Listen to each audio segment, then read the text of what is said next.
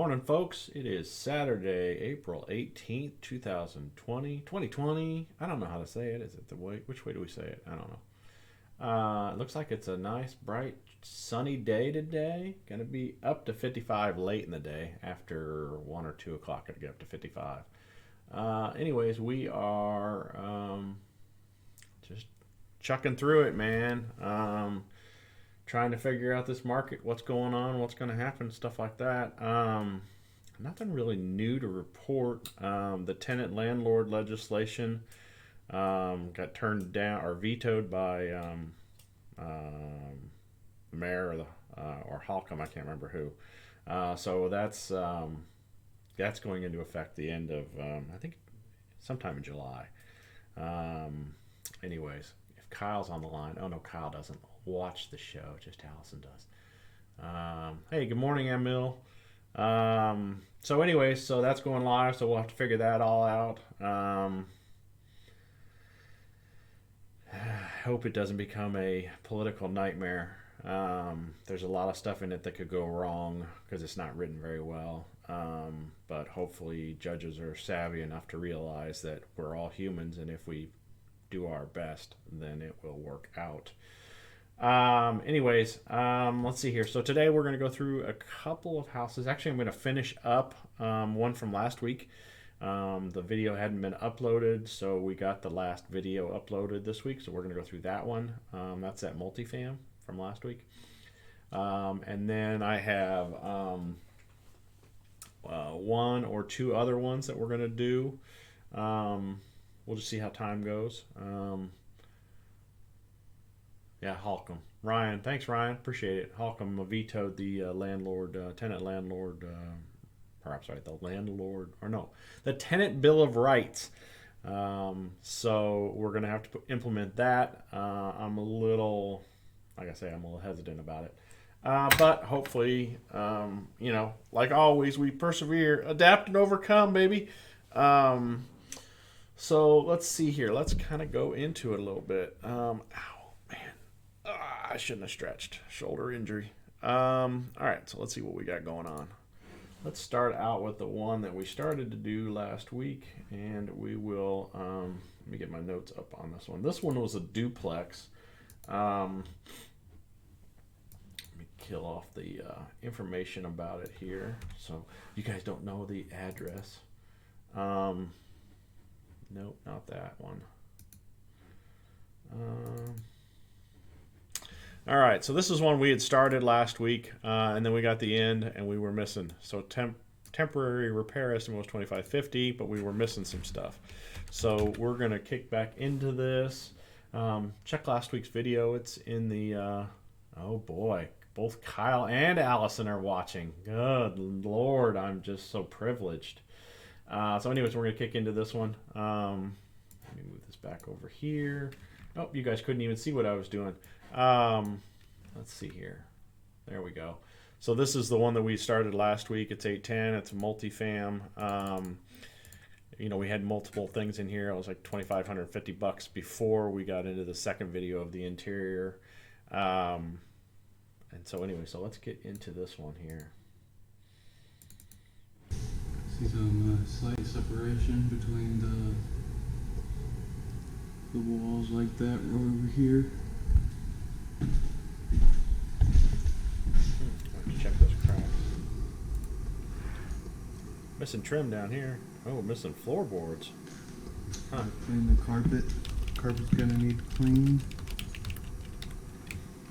Yeah, carpets are gonna need to be cleaned. That's why I don't like carpets. Touch up the paint on the stairway. If we put in LVP, we can. If we put in LVP, we don't have to do it. We just use a mop on the stuff, right? So we like LVP. It's a lot longer lasting.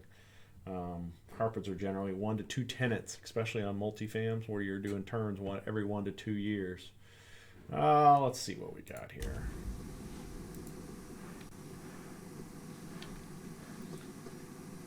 That's dirty.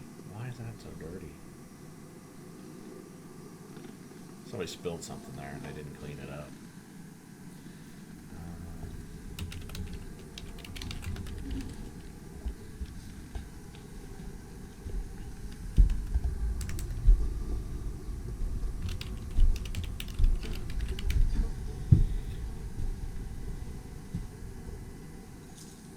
This was an interesting case for us because we had three guys move into this property, and they were all roommates, obviously.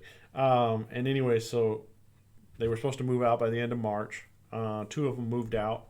And then the third one was holding over a little bit, or he sent us a message beforehand saying, "Hey, I'm going to hold over. I'm in quarantine and I'm lost my job, so sorry folks, but you're not getting paid." And we were like, "Sorry, we are getting paid."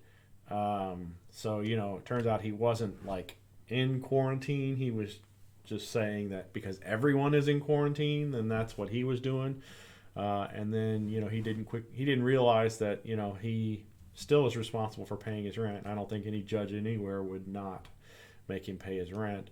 And then so it ended up that we ended up just because when you write a lease on a property like this, you always write it to where everybody is I forget, whole and severable, or not. Everybody is basically responsible. Anybody that's on the lease is responsible adult wise. So the other two guys were on the hook for him staying over. So we let them know, we just sent an email to everybody involved and just said, "Hey, such and such is not out of the property. And, because of that, then rents are still due." And, we were firm but nice. And we just informed everybody of that. And then miraculously, he was out. So I'm assuming that the roommates forced him out.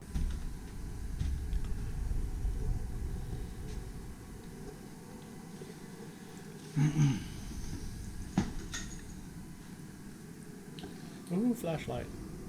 Or is that lights in the room? Oh, that's lights in the room.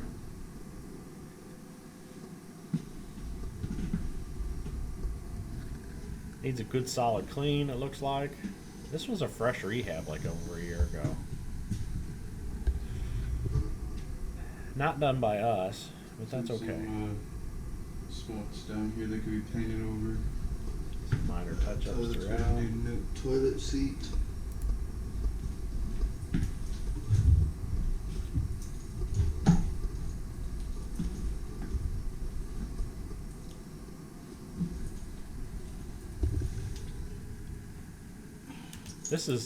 That's considered an S-trap.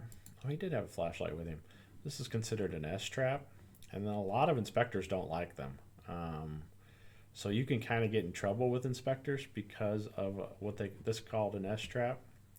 So just an FYI. I'm not really sure how you would run it differently, but yeah, I mean, I've been flagged on it so many times, it's unreal. We always just come back and just say we're not fixing it. I've got our light bulbs. See if some of the trim is a little busted. Scraping by the door.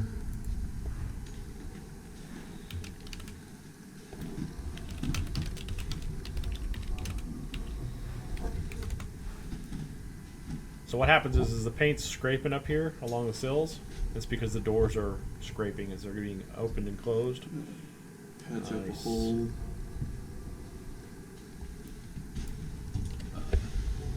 Got some cobwebs going right here.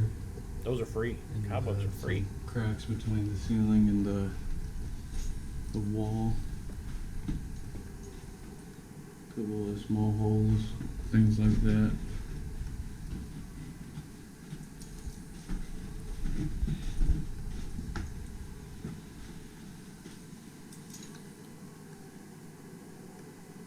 Man, somebody's pretty aggressive in the closet here. Got some milk crates, free milk crates. Nothing says college student like milk crates. So Did I just the generalize wall's there? gonna need paint. I did. I'd do it again. We'll can't seal stop up me. these cracks right here. I cut the ticket off my mattress before. Patch a hole. Take care of all these other little holes. I run with scissors. I'm a crazy man. He does have his flashlight. Yeah, there is a couple cracks going on. Bit of a tear in the ceiling right here.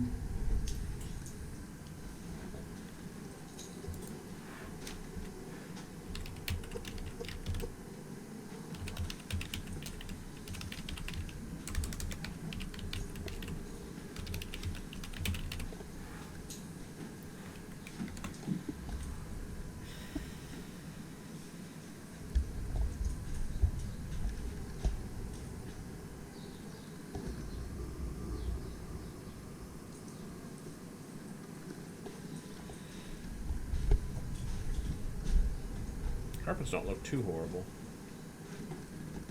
Got some nails that we pulled out. Got some cracks right here. So, paint over a couple of spots.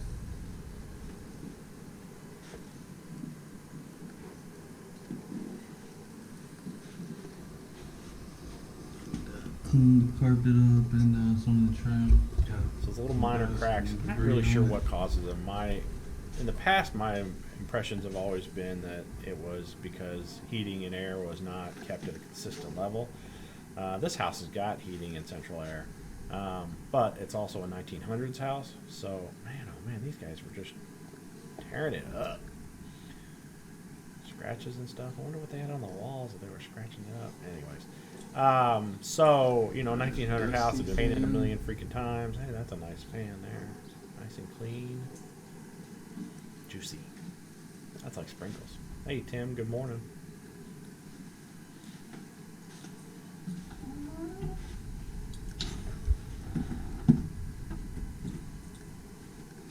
What the heck is wrong with that door? Just never got painted right?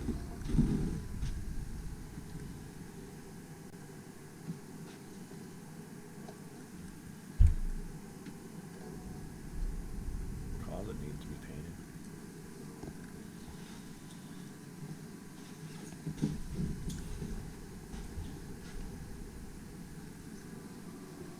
Is that a green tea icon there, Tim? Looks like it.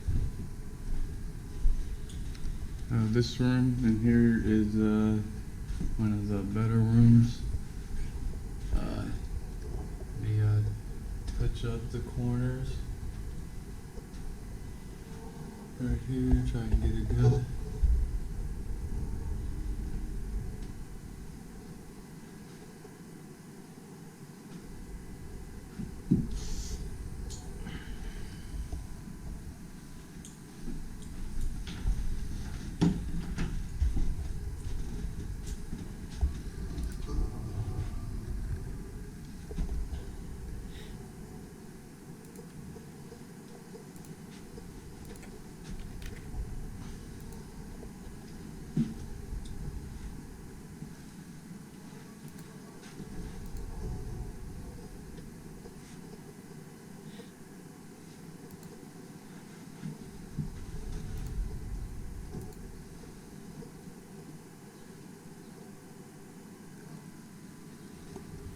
I had to check. Looked like for a second I was looking at the video and I was thinking, wait a minute, this is the wrong house, the wrong side. But the other side still got a resident in it.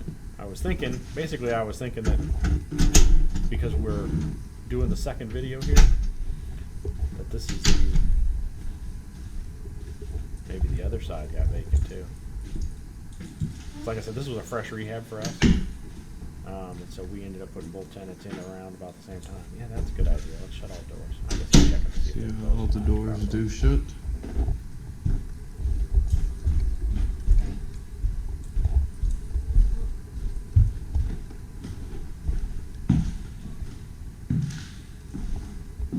Oh yeah, we're on the right side. Left side. See some slight separation. All right. So, let me pull my numbers over on this bad boy. I added a couple things. Oops. All right. So, the appliances that are present, there's the central air system, stove, and fridge. We were checking to see if the washer and dryers were rentals. I can't remember what the status was on that. I think we don't have to worry about that. Gutter extensions needed and minor downspout repairs. So basically, like always, we're trying to extend the gutters out. We need to get better about making sure that these tenants are not removing these downspouts because we run them at least 10 feet away. I'm not sure how to do that though. We could just iterate to them that those are important at move-in maybe. 3 to 4 screens needed to be replaced. Remove trash in backyard and basement. As I remember, there was like a burn-up mattress and some other crap out back. And there was a bunch of trash down in the basement. Repair the fence. There was some fence issues. Let me see if I'll pull up the front. This is A1. So see here that we got the fence issues here, and there was also some stuff down the back. Does this show did we already miss it? I want to show you the burn up mattress. Burn up mattress, and there's some other crap back here that needs to be thrown away. Not sure what the deal is with the bikes. Maybe that's the next door neighbor's bikes. Free shopping cart. Anybody want a shopping cart? Let's see here. All right, so repair a crack on the front porch. Fix exterior front door trim, deadbolt issues, caulk exterior windows. Those are all newer windows, but for whatever reason, the caulk is already either didn't get caulked properly or they need to be caulked. Minor touch-ups, scrape and paint, west wall, main floor, front room below window. And then we also had some patch minor cracks and ceilings on stair landing. Somebody put that down in here too. I mean, there's definitely some issues that have happened over the past year, and I'm not necessarily blaming the tenants for those. You know, like these minor cracks, and then west wall, main floor, some of that sort of stuff. Try cleaning kitchen cabinets. Yeah, they're newer cabinets, so they've got the newer finishes on them, so I'm going to try and just clean them. Repair caulk trim is needed around the house. There were several spots where the trim was on the walls, and they need to be caulked. Repair floors at stairs up. Now this one could be, that was the one where, let's see here if we can get to it here. Did we already see it? Flashlight me, baby. So see here, the hardwoods are kind of tore up right here. So we need to patch that, which looks like that might be gunmetal stock stain on those. But that's kind of a delicate repair because it's not a simple repair, is basically what I'm saying here. Because you got to put some support underneath it. You got to patch in other pieces. I'm going to say it's probably $250-ish. Check living room wall. I mean, the nice thing about 1900s houses is the simple fact that you can get away with a lot more. It doesn't have to look perfect, right? If this was a brand new house, everybody would want it perfect. But because it's got 100+ years on it, then you can get away with doing some patches that maybe don't look perfect, maybe even look a little less than perfect. That's my nice way to say it. Check the living room wall separations. That was when he was showing us that there was this stuff here. Whatever that is, we got to check that out and figure that out. It kind of looks like some sort of a trim or whatnot. The wall like that over here. So that was the end of this one. Oh, is this a kitchen then? So is that paneling? It must be paneling. Yeah, it must be paneling. So I got that room wrong. So let me change that real quick.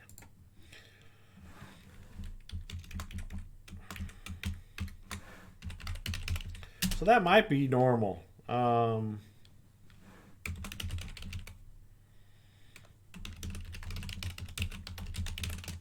for right now, I'm gonna let's make it a fancier word. Assess kitchen wall separations. Paneling. Is it paneling? Is it? It is. Oh, is it paneling? Just needs touch up. Doors need to be trimmed throughout. When we were watching the end of this video, let's see if we got this one here. Let's just move out part 2. When he's shutting all these doors, look, see, now there was a bunch of where the paint had been chipped off up here on this one window here, or door here. So, and there's a gap here, I can see it. So how's it rubbing? How's it not rubbing? You know, what's the damage here? It could also be that, I think these are original doors. They're original doors. So we could have some expansion contraction going on with the winter. So contraction in the winter, expansion in the summer or spring.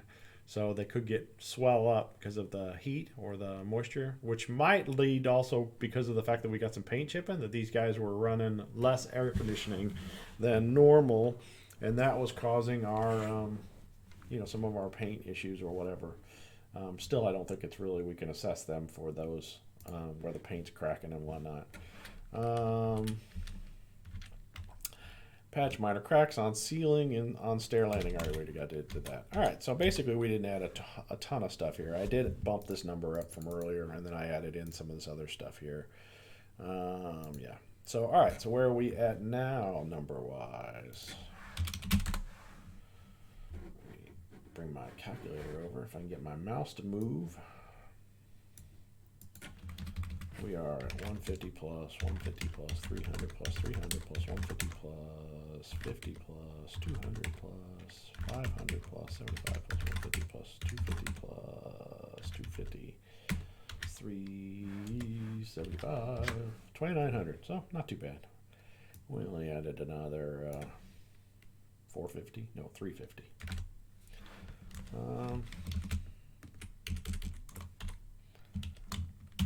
That up here.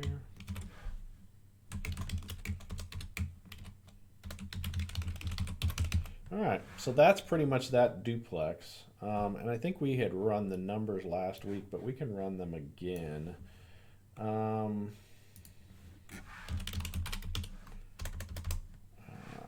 see what we got here. Bring this over. We will run this. Nope, none of that. So we have this unit rented for, I think it's $725 a side. Nope, $825 a side. Does she have a pet? I'm not sure. So I think it's $800 a side because I think this one has a pet. So that's one thing we do is we also charge pet fees. Generally $25 to $35 per pet per month. We do a extra 150 to, I can't remember if it's 250 or 150 security deposit also on top. All right, so 1600 because this is a duplex.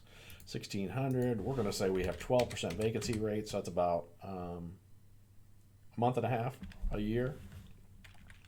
We're going to say 10% for average maintenances, because I think we actually were hitting that last year.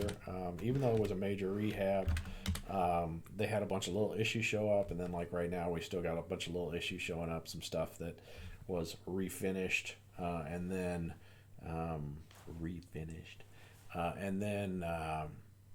started having issues over the year because it is a 120-year-old house.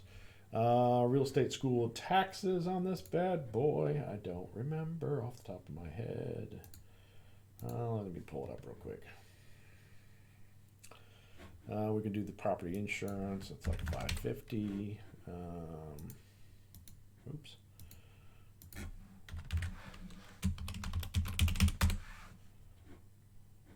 Pulling it up, baby. Computer is slow today. Websites are slow today. Total tax amount $24.85 a year. So these are not cheap. $24.85 a year. Let's see. I think he bought it for.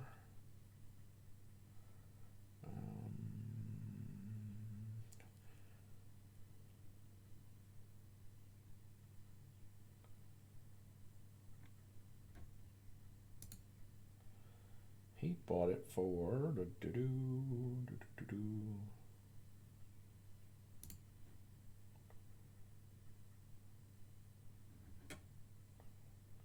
He paid 70. I think he put about 30 into it. Yeah, that sounds about right. So he got about 100 into it. Is that 100 or is that a million? 100. And then we're going to put another 2,000 into it. What did I say? 2,900. Actually, it's like 3,600 because of repairs.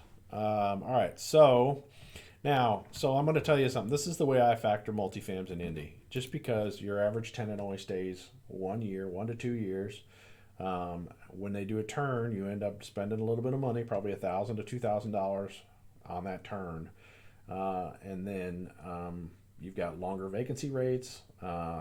It's just a lot of stuff. Ryan, Lee, do you need to include CapEx in the 10% repairs and maintenance estimates? And your 10% estimate includes these repairs during turnovers, not just while leasing, correct? No, the 10% is more like the CapEx, and then also the just the repairs throughout the year. It does not include the turnover. I'm actually going to show that here. So what I want to do is when I'm doing, I don't really have a slot for turns on here, so we're just going to use this annual permits because we really don't have annual permits. And I stole this sheet. So what I typically try and do on a multifam is I try and figure in an extra $1,000 a year just towards turns because they just turn over so often. So the 10% should cover your repairs. You might figure in a little bit more for CapEx.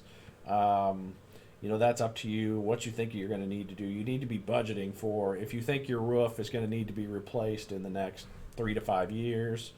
If you're looking at the house and you start to see shingles starting to turn up, curl up on the edges.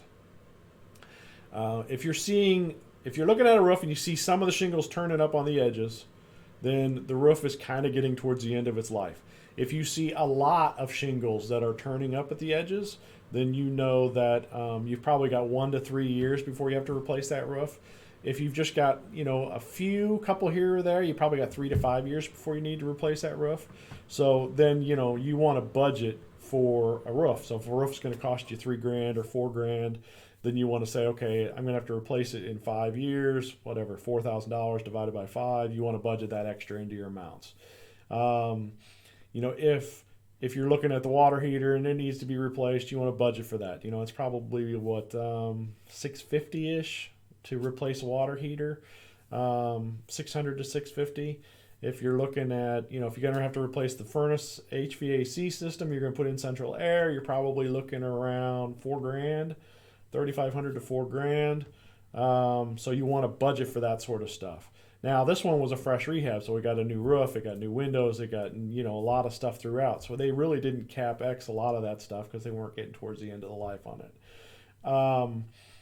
In some years you're going to, once these things get bulletproof, then you're going to have several years where you're not having a lot of repairs. That's you don't Band-Aid something, you fix it right? You follow me? There's several of my properties that I don't have repairs throughout the year. But usually after you buy a property, you're going to have to deal with that there's going to be some time frame there, a year or two before it's bulletproof, right? And then the stuff is pretty, you can budget for stuff that's coming down the pipe, right? You should be doing an inspection on the property at least once a year, sometimes more often if you're not feeling comfortable with it. Like when I'm buying a property, if I go to look at a house, and I realize that I got 3 to 5 years before the roof needs to be replaced, I'm probably not going to replace the roof at this point in time if it's not leaking, but I'm going to budget. I want that repair paid for when I buy the house, right? So if I would normally pay $40,000 for a house, but it needs a new roof in 5 years, I'm going to pay them $36,000 max, right? Now, if it's more than 5 years, I'm probably going to just include that in my, I'm not going to factor that in to what I'm going to take off, what I'm going to pay for the house. But if I'm going to keep it out there for a while, does that make sense? Hopefully that makes sense. So if it's like within 3 to 5 years and I'm going to have to make a bigger expense, then I'm budgeting that in at my purchase price, right? My max allowable offer goes down accordingly. So hopefully that answers your question, Ryan. But yeah, usually this is just average your maintenance and repair costs at the 10% level, because you should have been factoring, you should, outside of that, you should be factoring for, I'm going to have to replace the roof in 5 years or whatever. So anyways, that's how I kind of do it. There's a million ways to run these numbers. Not all of them great, not all of them. I could do better, but I'm not going to get as many deals if I'm constantly factoring in, okay, average maintenance repairs is 10%, but then, and 10% is not that much. It's only $1,600 a year for repairs. Does that make sense? So, anyways, hopefully that helps. So all right, so let's see here, $1,600 a month. We got $2,485 in taxes. We've got our 12% for our vacancy credit loss because it takes about a month and a half a year to find new tenants. Average maintenance is 10%, 2% for accounting and legal, 10% for property management. And this is another thing. If you're self-managing, that's like money in your pocket. But you still, when you're looking at a deal, you still want to factor that 10% in. Because when you go to sell it, they're probably going to use property management and they're going to want that covered. So you definitely want to make sure that the property management figure is in there for your numbers, even though you might get extra profit off of that. Does that make? Hopefully that makes sense. All right, so $550 per property insurance, and then like I say, this is the yearly on multifams. I'm figuring probably $1,000 to $2,000 a year that are going to go into turn costs. So even though it says annual permits, it's actually turn cost for me.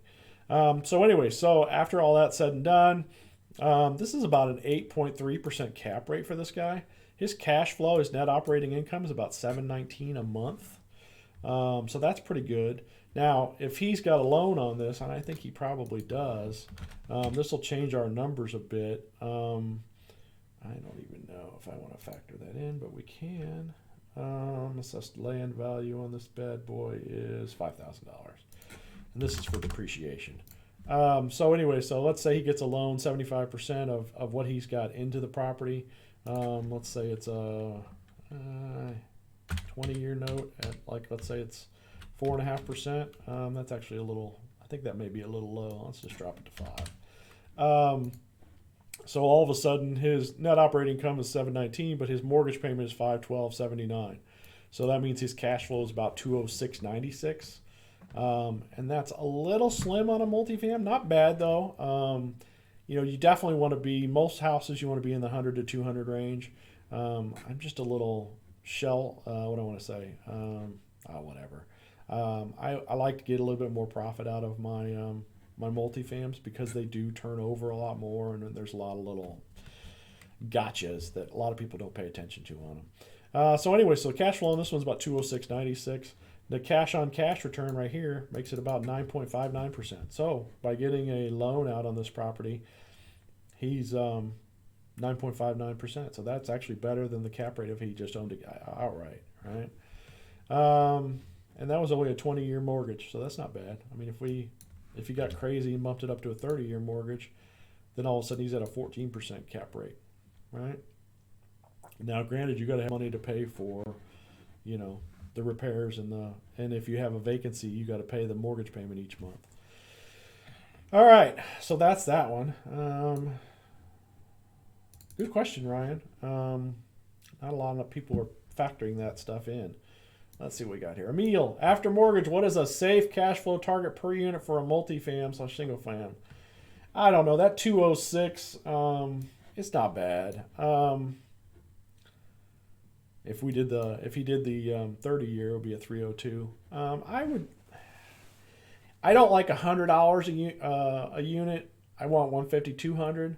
I'm not a big loan guy. So I'm not going out and grabbing a ton of loans. I know I should, but I don't. It really is factors up to what you want to do. I mean, look at it this way. Let's say you didn't figure CapEx, right? You knew you had a roof coming 3 to 5 years, or you had a storm come through and your deductible's $5,000 on a roof. You got to replace the roof on the house. Or you have a turn and it's a bad turn and it's like $3,000 bad turn, right? So if you're making $200 a month and you got to put a $4,000 roof on, you're talking, it's going to take you 2 years to recuperate, right? You've lost all your profits for 2 years to pay for a $4,000 or $5,000 roof.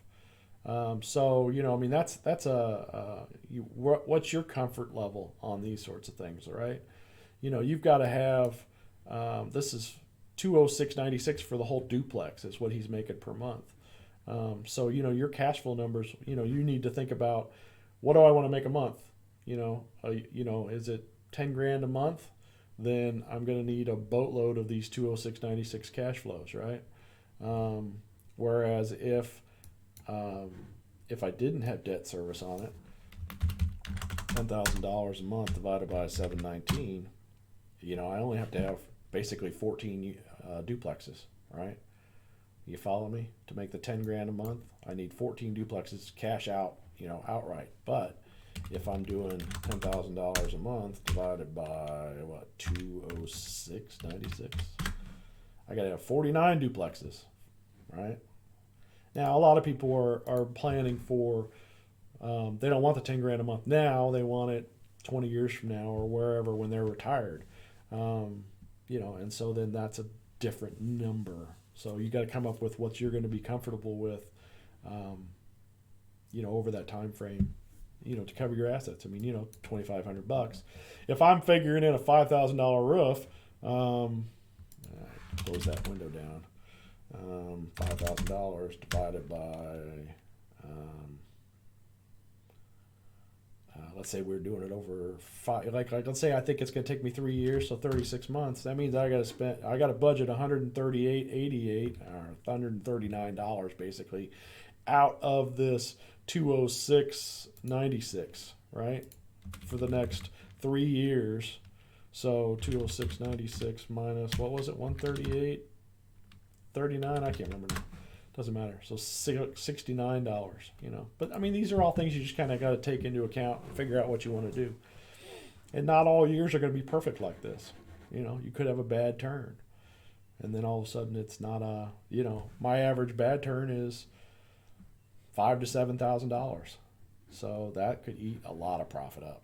And you got 2 units here. So I don't know.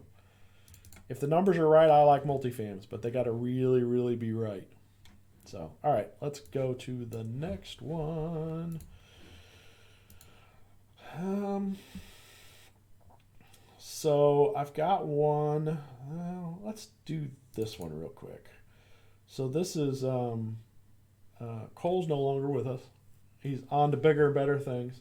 And now I'm training a new guy on this one. So let's go over this one here. And some of you guys might know this new guy. All right, this is 4031 Cornelius Avenue. Oops, I shouldn't have given you the April address. 15th, and this is the move-out video. So this house came back after a turn. The owner's a little stingy, doesn't like to spend money on stuff. He just spent a decent amount of money rehabbing the inside. So now this year he's going to have to spend some money on the exterior. And then probably the porch has maybe some mortar repairs needed on the bricks. And then probably some exterior painting on the trim and up on the fascia.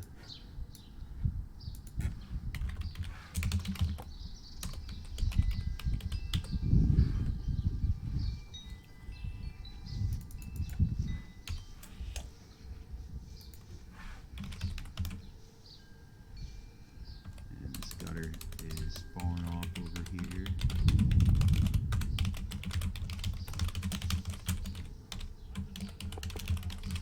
So what we have here is, like always, we've got to run the gutters away. From the property, but also the gutters were hanging off the side of the house. I don't know if you guys saw that or not. Gutters are hanging off here. So we got some rotten gutter boards over here. Some of this stuff might be able to be reattached. So we've got a little bit of repair there. We're not seeing the downspouts here, but you can see it back here. They need to be run away.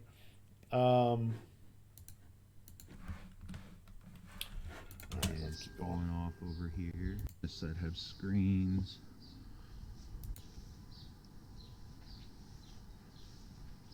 All the windows on this side have screens. Yeah, a lot of these windows are a lot older. They may need a little bit of paint on the trim there. And this screen is stapled on, but it's loose at the bottom. Now, ideally, I'd like to replace the windows on this one. And maybe we could, if I can get the owner on this property to come off a little cash, we might replace the windows on this. Some trash in the backyard. And there's a tree branch down over there. Some stuff in the fire pit.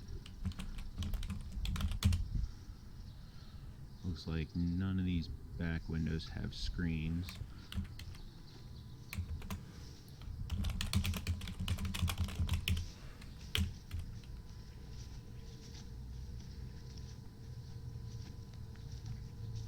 Did the raccoons get into the trash?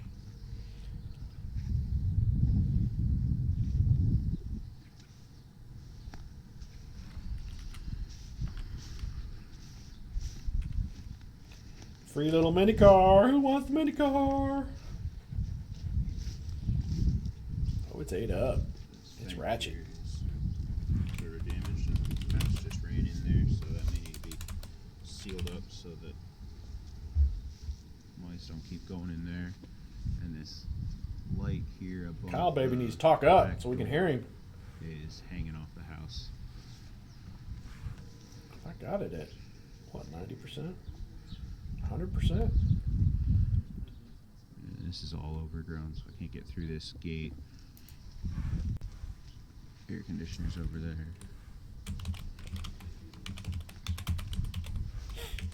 This house does have central air. Who was that sexy guy? Who was that? Oh yeah, that's a good looking guy right there. All bundled up nice and warm. Yeah, so I saw the light, some miscellaneous trash, missing screens on the back windows, fascias, paint. There's a bunch of branches overgrown over there, and then this vent over here. And I don't know if that's a basement. I was zooming in on to get it's broken there, and a mouse ran in next to it. So, oh nice. Woohoo! So that's on right. We got video pest for you, too. remediation on this bad boy. Yep. And I gotta go around the other way because I can't get through that gate right now.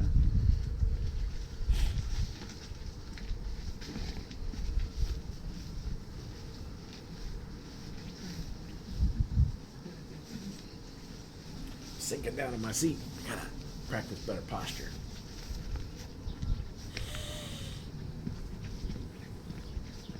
Oh, I'm stretching. That's a bad thing to do when you got a bad shoulder. Yeah, so this front support isn't even touching the concrete there. this front patio here is leaning way out. And obviously you could see that with this post here. The other posts are, I mean, you know, it's 100 and something years old house.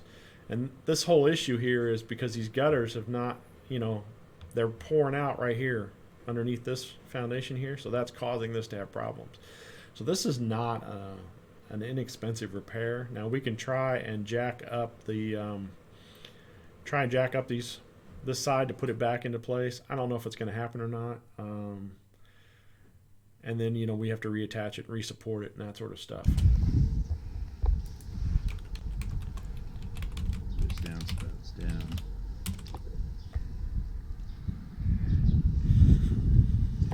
Here, the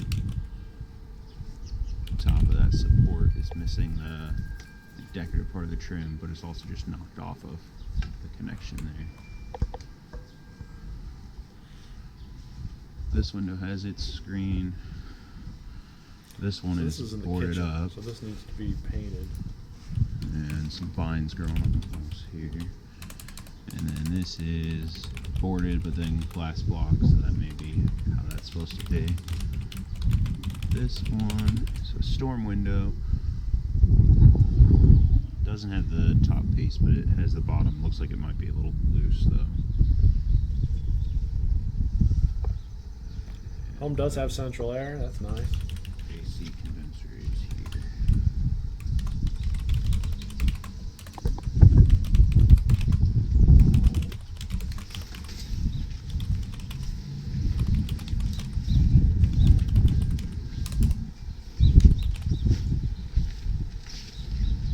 Progressive maintenance? You mean This whole wall here is coming down, just pushing out. hey, I mean we're searching for the word. You're not reactive, you're proactive. You mean proactive Screens maintenance? on the two side windows here, Oops. and doesn't look like the middle window opens, so it doesn't need a screen. Ching ching chong, ching chong, ching chong. Got the bells going in the background there. On the front porch.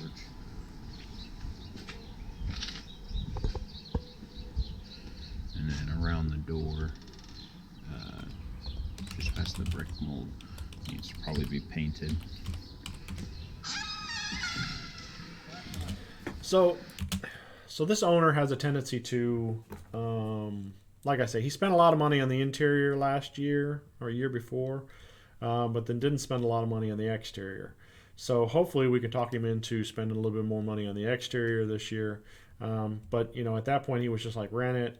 But the problem when you do that sort of stuff is, because I see this a lot from some owners. Hey, rent it out for a couple of years and then we'll put some more money into it. You don't get good tenants, right? The good tenants want a good house. That's interior and exterior. You get tenants who are. And that's not to say that these weren't good tenants. It's just that, it's only been a year or two and they're moving out already. So if we can have, people like nice things.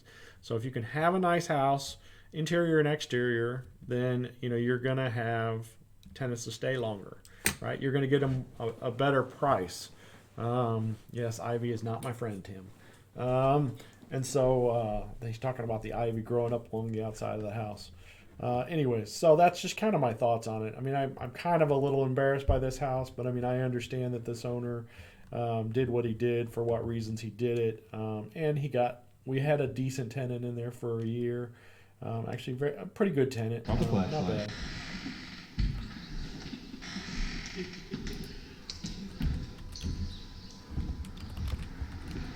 Alright. Inside. Seems like power's off, so we can't test the lights. But in this front room,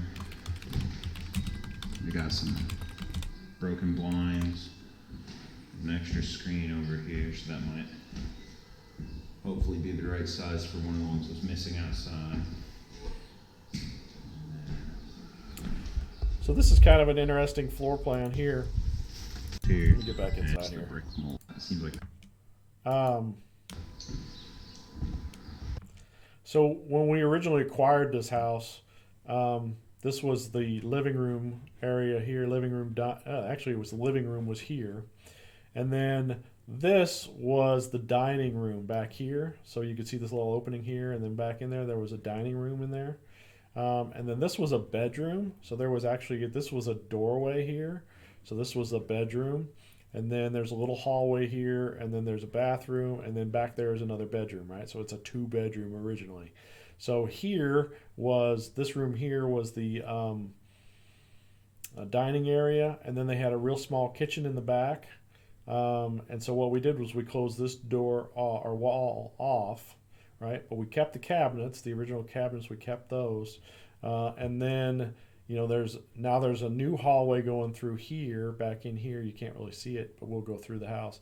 And then what was the kitchen back there is now a bedroom. So now we've got one bedroom back here in the back, then another bedroom where the old kitchen was, and then another bedroom here. So this became a 3-bedroom, 1 full bath house. So it ended up, it wasn't that massive of an expense. I don't remember the exact numbers on it to do what we did. But it increased our rents by $500 to $1,000, or $50 to $100 a month. So it was worth it to do that. Plus, it'll rent faster. All right, inside. We already been through here.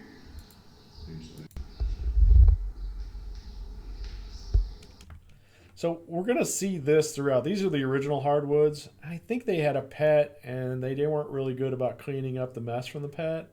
Because we'll see it on our LVP floors in another room. So I'm thinking that that's what that is that's just heavy staining from the pet and them not cleaning up after it. Here, there's like dirt and stains on the floor. Because I came through here for an inspection with the owner, and they had their dog in a crate right there. Right here, there's an extra little piece of trim. I'm not sure where that came from yet. Man, those wind chimes are chiming, baby.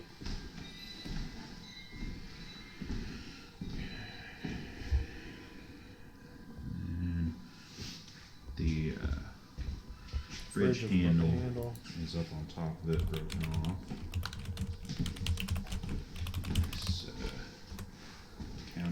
This is pretty typical for what we see everywhere. Oh, who's that cute guy over there?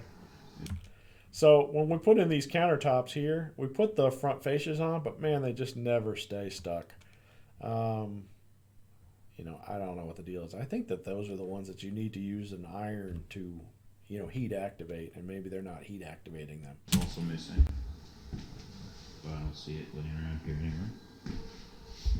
I saw it. It's behind the fridge.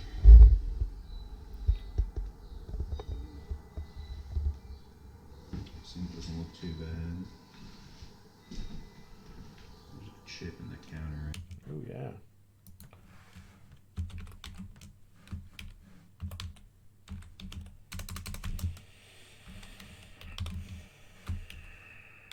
So that's a question.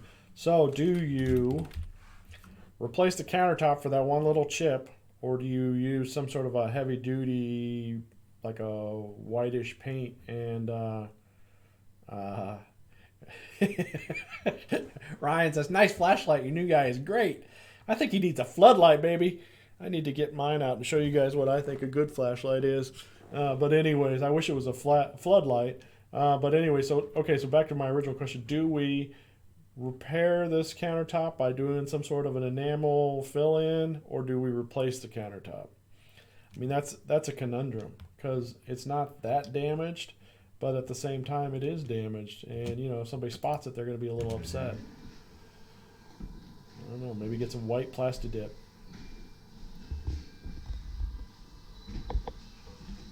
But then that's not going to react well to heat.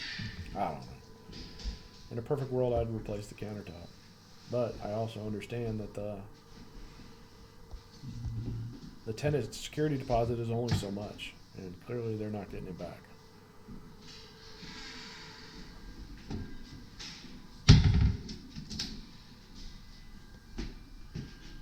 This one's got some stains on that first shelf there.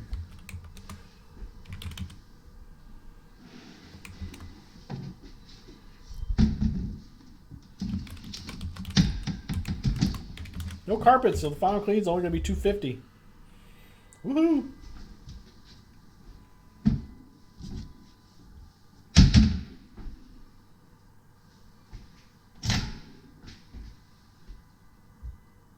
Got to keep the microwave plate. That's nice. Put a free appliance on top. Cover it with a coffee machine. I'm with you. If only it wasn't right there in the front of the counter. Those doors are sticky.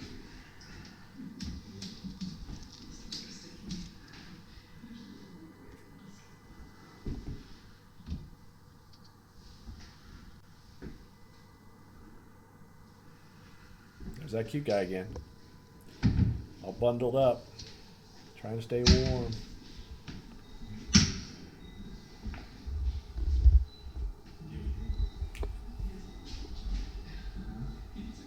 There's a lot more mouse feces on the stovetop. Yeah, so we've got a mouse problem, and we've also got a roach problem in this house. It's not very clean in there either.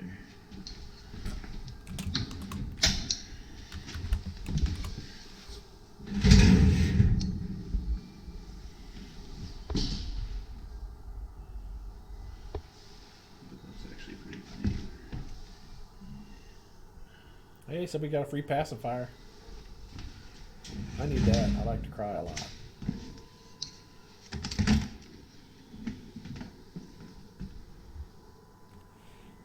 We need to assess the dishwasher system.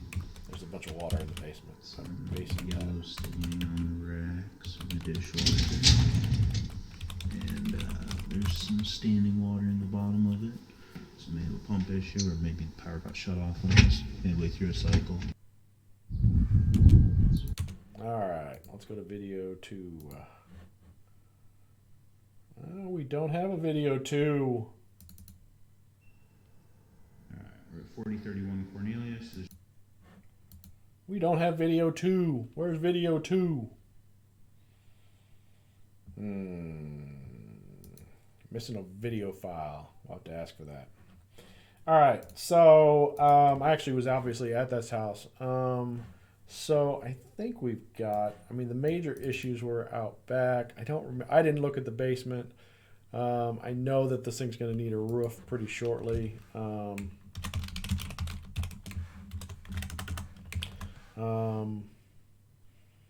Trying to think. I don't remember anything else. Minor touch-ups throughout.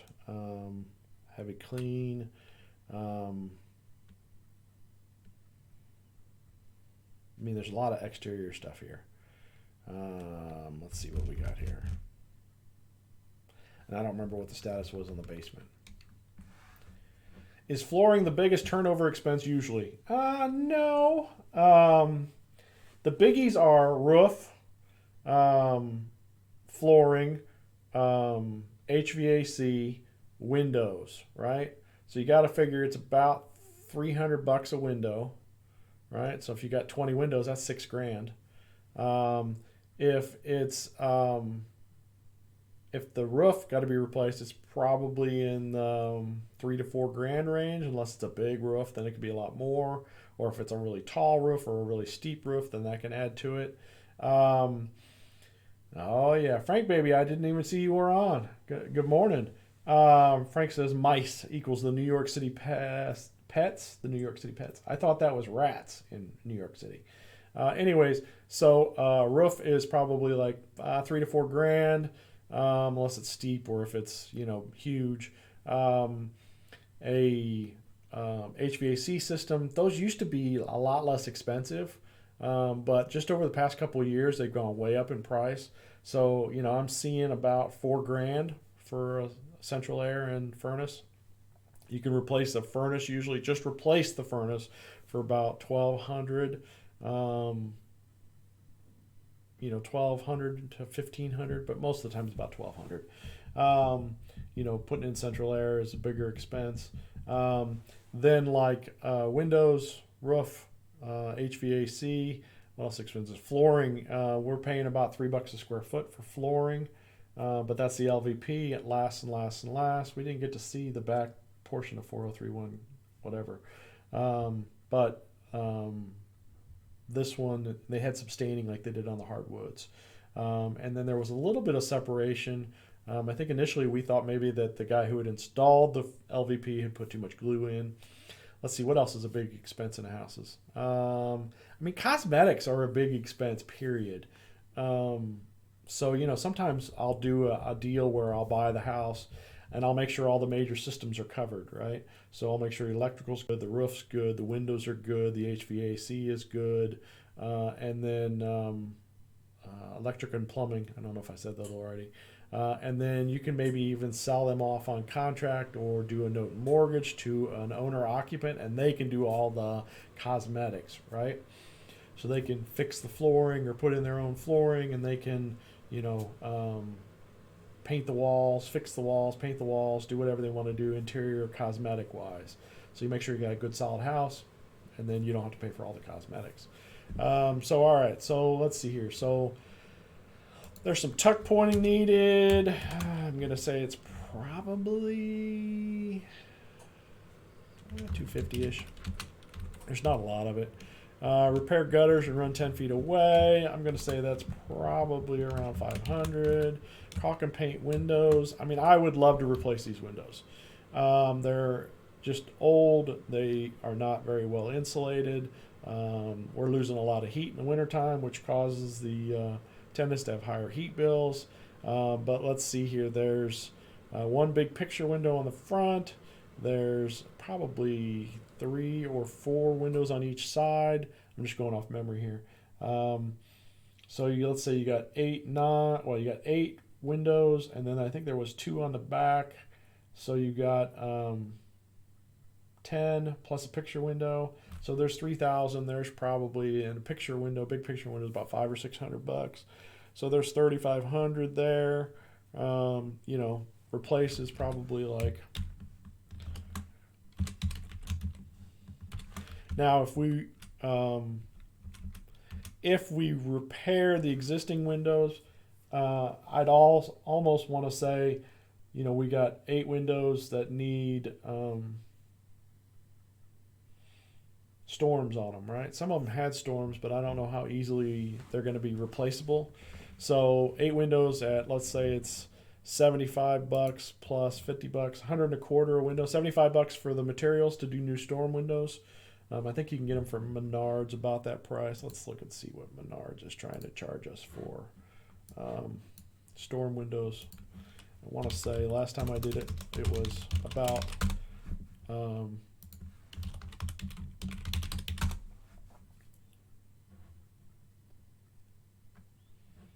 storm and patio windows, standard size. Yeah, so not horrible. Have they come down in rent price? Let's see what Indy East has got in stock, baby.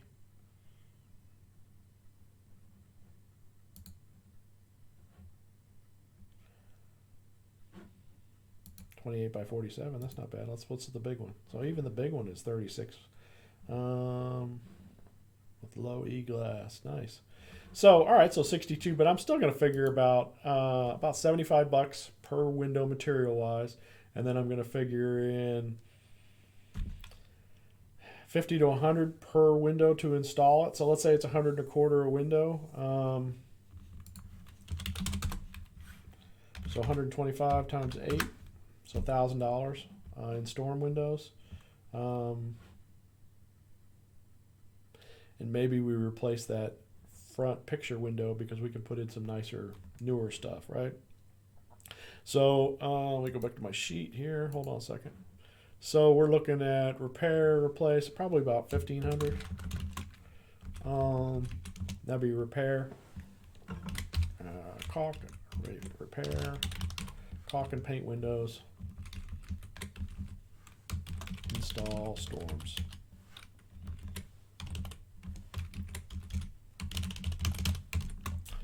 Replace some screens. I think that'll be covered up here in the 1,500 or 3,500. Remove trash and clean yard. Remove. I'm going to say that's probably around 350. Maybe 400. Tim, is that about normal? 300? I think it's about 300. Replace exterior lights on rear home. Let's just consider that miscellaneous. Repair vent to basement on back of home. I'd love to do the glass block with the vent window there instead. So that's probably about, I think those glass block windows are like $75, $100. Did I keep that up there? Glass block window. Vented, best one here. 122, so it's $125 for those bad boys with the vents. Oh, they even come with one like that. Nice. But still, it's about 125. All right, so 125 plus probably about $100 to do it, so it's probably 225. 250 for pest remediation. So we got both bugs and cockroaches. You didn't get to see the other video. The other video was awesome. We got to watch a roach running down the wall. It was awesome. Fixed front porch left side. I'm going to say it's about $500 to fix that. I wonder if I can get Crawl Space Doctor out to fix that pretty inexpensively. I might do that.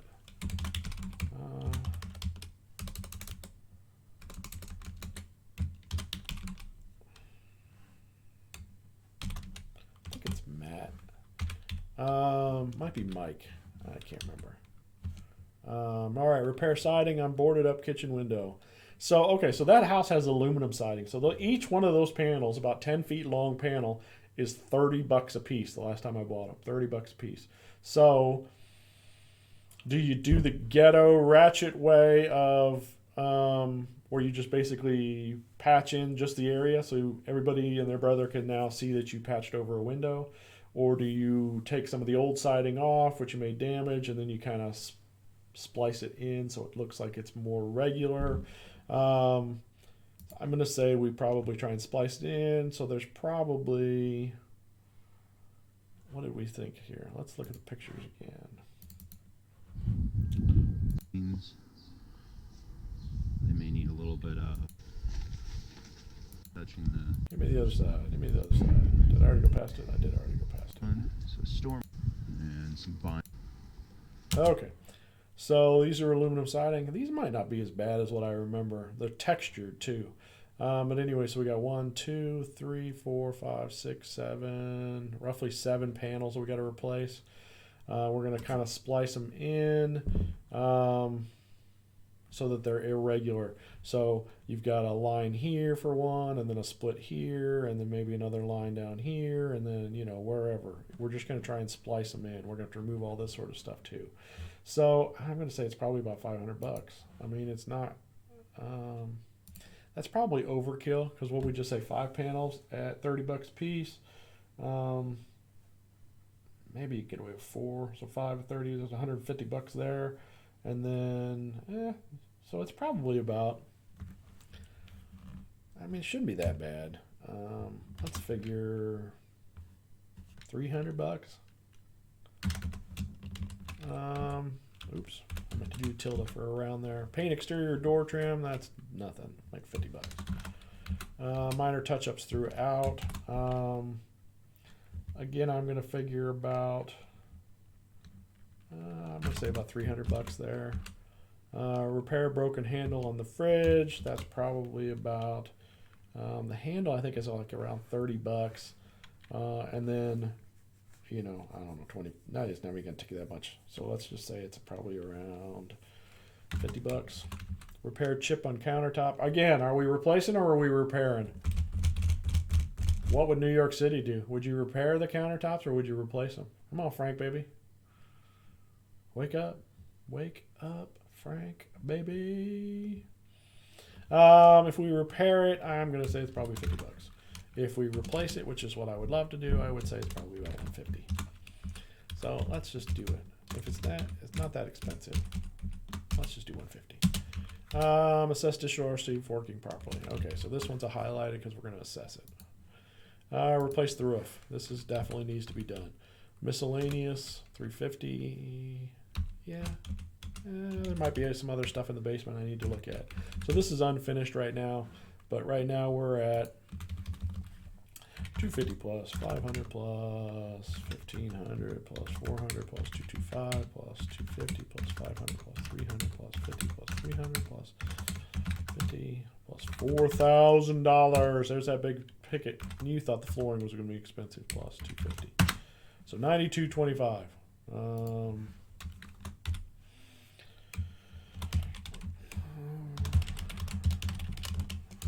What did we just say? $92.25.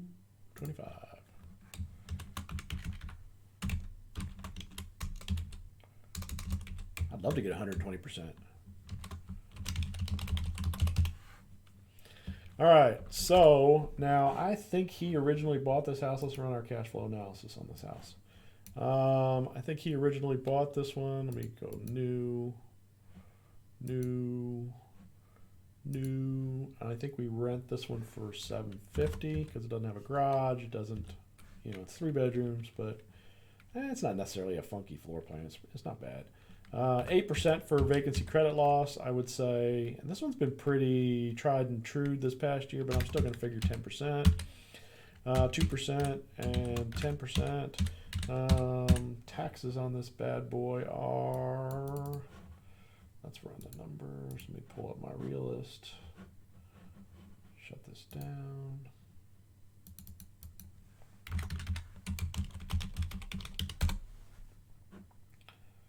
You know, one thing I was just thinking about that duplex that we just did earlier. I think that the insurance on it would be a lot higher than my 550 number because it's a lot higher area, price-wise, whatever. So taxes on this one are not bad. $709 a year. $709. Property insurance should be like $550. I think he originally bought it for $30. Does it show the numbers in here?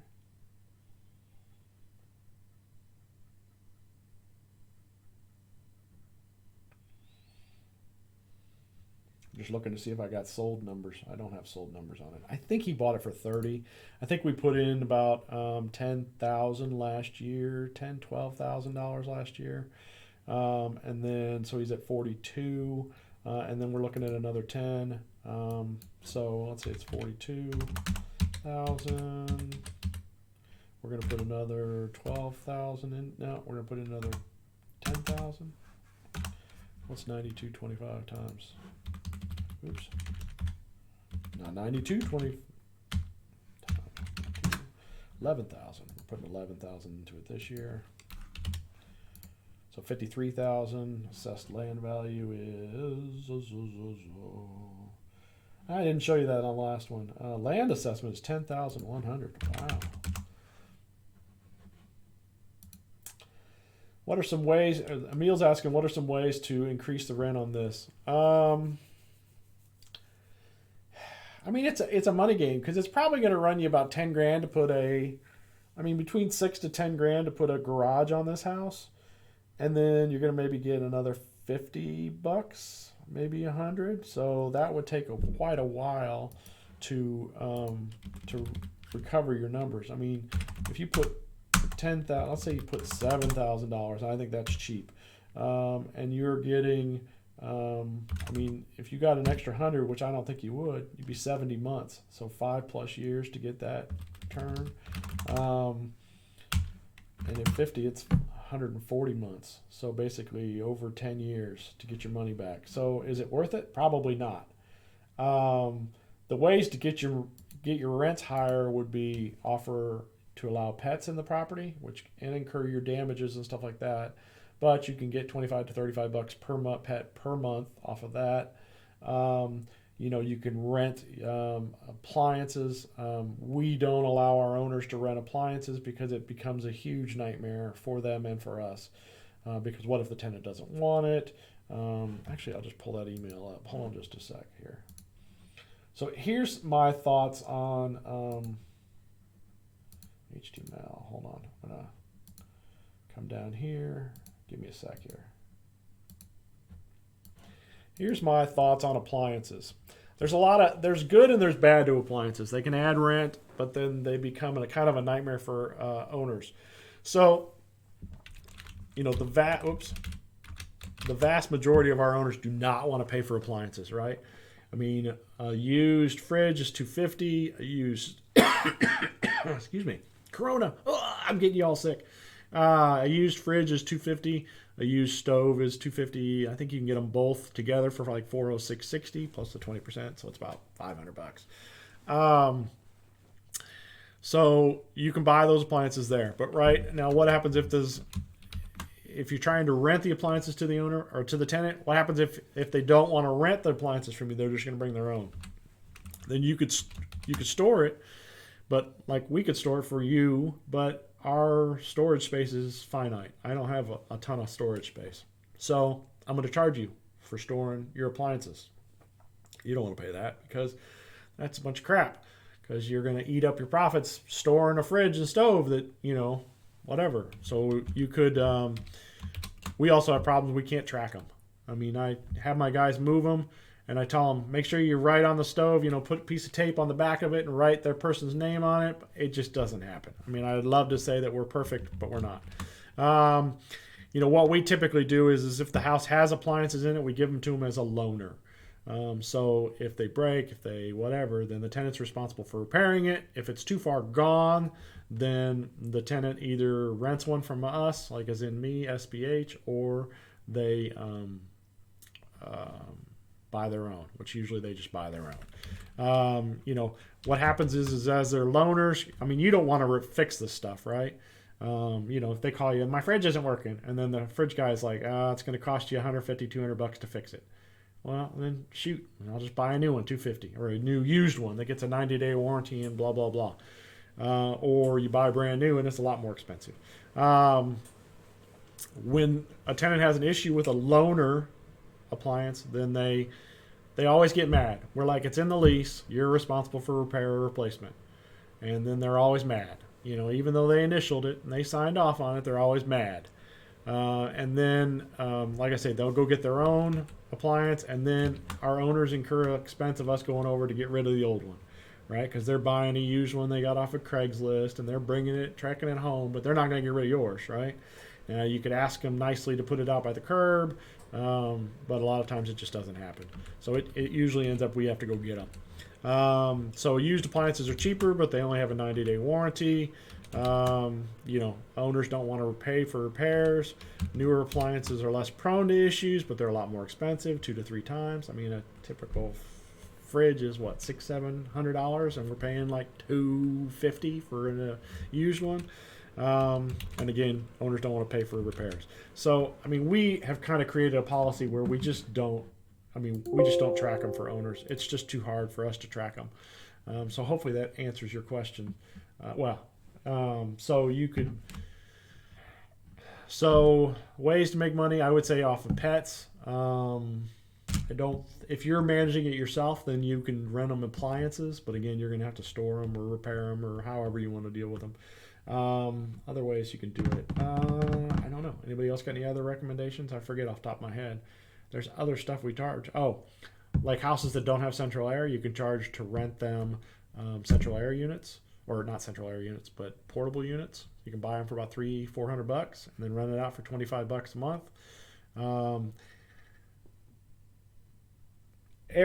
Portable air conditioners have a tendency to disappear when the tenant moves out. So that's something you got to be concerned about.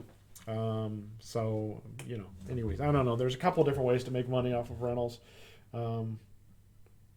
Anyways. All right, so let's see what we got. $750 rent, 8%, 10%, 2%, 10% over here. It's about 30% operating costs. Taxes are $709. Property insurance is $550. He's into it for about, his basis into the property is $53. He does not have a loan on it. At least not that I know of. So let's say he 20 years at 5%. His cash flow on this house, owning it outright, is $420 a month. Right? Following me? So that's pretty good. That's not bad. His cap rate on it is about 9.5. So that's pretty good. Now, if he gets the loan on it, 20 years, 5, what's going on here? Why am I not getting 25%, 53,000? Why am I not getting? No, that's mortgage calculator. 20 years, 5%. I don't know why this thing's not showing me numbers. I must have missed something. Oh, I forgot to put in this. So let's say he gets a 75% loan on it. It's 20 years, 5.5.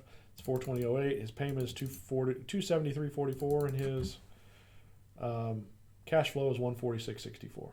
So if we do the exterior remodels that I want to do, I mean, he should be in pretty good shape. So 150-ish cash flow after debt service is not bad. Now, again, you're going to have to find a lender that'll loan $39,000. Most lenders want $50,000. They want to loan a minimum of $50,000, right? And if we jump these numbers up to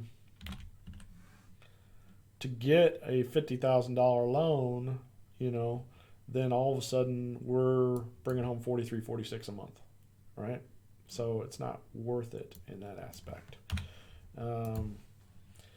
But, some would argue that he's got an infinite cash flow because he's getting more than what he's got into it. But again, that property by itself, you want to have a decent cash flow per month. So right here, if he got a loan, if he got a $43,000 or $40,000 loan on this property, his cash on cash return is 13.28. That's pretty good. Let's say his tax rate is 25%. Oops, sorry, not that. 27.5 in it, 25%. So that'll bring some extra savings, an extra $32.50 in depreciation per year. So $179.14. All right, so that's a pretty good deal for him. Still works pretty well. He does have some repairs he needs to make this year. Hopefully he'll do those. Anyways, so all right, so I think we're done for today. I'm over an hour and a hour. I'm almost an hour and a half. Anybody have any questions, comments? Leave them below. Let me go back to my main screen. Oh, not that one. I keep forgetting to do the logo, but I don't think you guys want to see it anyways. That way. Click the like, click the subscribe. If you have any questions, comments, whatever, put them down below. I'm happy to respond. I'm trying to respond to everybody. If you got some buddies who need some information on Indianapolis, send them my way. We'll hook them up. All right. If you guys got any questions, if you got some rehabs that need to be done, give us a call. We're taking on more clients. We clearly have some properties we're doing, but we got room and availability. So give us a call. All right. Thanks, guys. Appreciate it. Have a good weekend.